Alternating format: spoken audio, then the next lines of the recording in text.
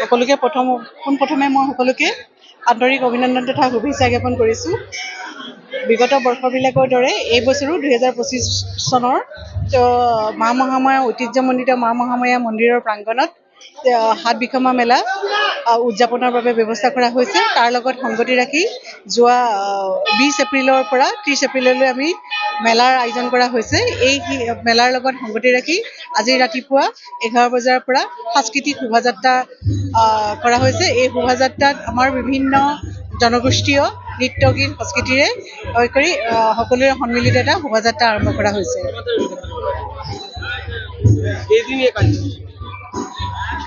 আমাৰ 20 তাৰিখৰ পৰা 30 তাৰিখলৈকে এই মেলা আয়োজনৰ কাৰ্যসূচী আছে।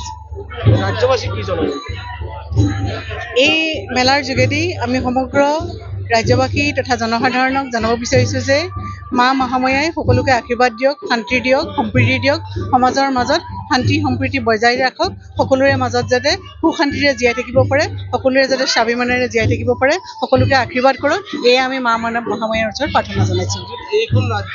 এই ৰাজ্যৰ ভিন্ন প্ৰান্তৰ পৰা এইখন যি মা মহামায়া মন্দিৰ আছে ইয়াতে ভক্তগণ ৰাইজে তেখেতক কি জানে? তেখেতলোকসকলেও আমি এটা শুভেচ্ছা বাৰ্তা জনাইছোঁ যে সকলোকে আমি আমন্ত্ৰণ জনাইছোঁ এই মেলাত অংশগ্ৰহণ কৰক। মাক দৰ্শন কৰিবলৈ বিভিন্ন দৰ্শনাৰ্থী প্ৰত্যেক দিনে বহু দূৰ দূৰৰ পৰা আহে, ৰাজ্যবাসী অসমৰ লগতে বাহিৰৰ পৰাও আহে। তেখেতলোককো আমি শুভেচ্ছা জনাইছোঁ, লগতে তেখেতলোকক এই মেলা প্ৰদৰ্শনৰ বাবে আমন্ত্ৰণ জনাইছোঁ। তেখেতলোক আহিলে আমাক আশীষ দিলে আমি অশেষ ধন্যবাদৰ পাত্ৰ হ'ম। ইয়াতে 60% মাইনৰিটি মানুহ আছে, তেখেতে কেনেধৰণৰ ছোৱালী দিয়ে এইখন মেলাত? সকলোৱে আমি জাতি বৰ্ণ ধৰ্ম ভাষা সকলোৱে নিৰ্বিশেষে, কাৰণ এইটো এটা মানে যদিও ধৰ্মীয় অনুষ্ঠান কিন্তু ইয়াতে এই যে মেলা ব্যৱস্থাটো কিন্তু সামাজিক হয়।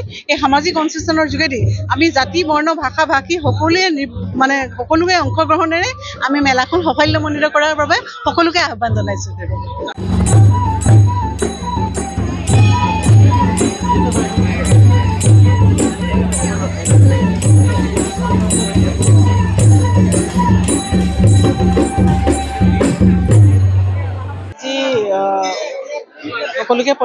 পোনপ্ৰথমে মই সকলোকে আন্তৰিক অভিনন্দন তথা শুভেচ্ছা জ্ঞাপন কৰিছোঁ।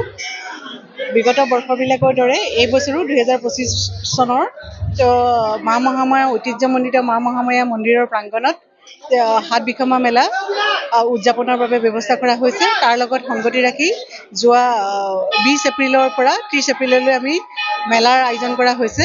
এই মেলাৰ লগত সংগতি ৰাখি আজি ৰাতিপুৱা 11 বজাৰ পৰা সাংস্কৃতিক শোভাযাত্ৰা কৰা হৈছে। এই শোভাযাত্ৰাত আমাৰ বিভিন্ন জনগোষ্ঠীয় নৃত্য গীত সংস্কৃতিৰে কৰি সকলোৰে সন্মিলিত এটা শোভাযাত্ৰা আৰম্ভ কৰা হৈছে।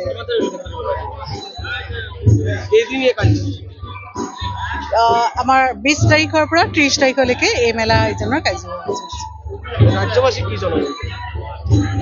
এই মেলাৰ যোগেদি আমি সমগ্ৰ ৰাজ্যবাসী তথা জনসাধাৰণক জনাব বিচাৰিছোঁ যে মা মহামায়াই সকলোকে আশীৰ্বাদ দিয়ক, শান্তি দিয়ক, সম্প্ৰীতি দিয়ক, সমাজৰ মাজত শান্তি সম্প্ৰীতি বজাই ৰাখক, সকলোৰে মাজত যাতে সুখ শান্তিৰে জীয়াই থাকিব পাৰে, সকলোৰে যাতে স্বাভিমানেৰে জীয়াই থাকিব পাৰে, সকলোকে আশীৰ্বাদ কৰক, এয়ে আমি মা মহামায়াৰ ওচৰত প্ৰাৰ্থনা জনাইছোঁ। এই ৰাজ্যৰ ভিন্ন প্ৰান্তৰ পৰা এইখন যি মা মহামায়া মন্দিৰ আছে ইয়াতে ভক্তগণ ৰাইজে তেখেতক কি জানে? তেখেতলোকসকলেও আমি এটা শুভেচ্ছা বাৰ্তা জনাইছোঁ যে সকলোকে আমি আমন্ত্ৰণ জনাইছোঁ এই মেলাত অংশগ্ৰহণ কৰক। মাক দৰ্শন কৰিবলৈ বিভিন্ন দৰ্শনাৰ্থী প্ৰত্যেক দিনে বহু দূৰ দূৰৰ পৰা আহে, ৰাজ্যবাসী অসমৰ লগতে বাহিৰৰ পৰাও আহে। তেখেতলোককো আমি শুভেচ্ছা জনাইছোঁ, লগতে তেখেতলোকক এই মেলা প্ৰদৰ্শনৰ বাবে আমন্ত্ৰণ জনাইছোঁ। তেখেতলোক আহিলে আমাক আশীষ দিলে আমি অশেষ ধন্যবাদৰ পাত্ৰ হ'ম। ইয়াতে 60% মাইনৰিটি মানুহ আছে, তেখেতে কেনেধৰণৰ ছোৱালী দিয়ে এইখন মেলাত?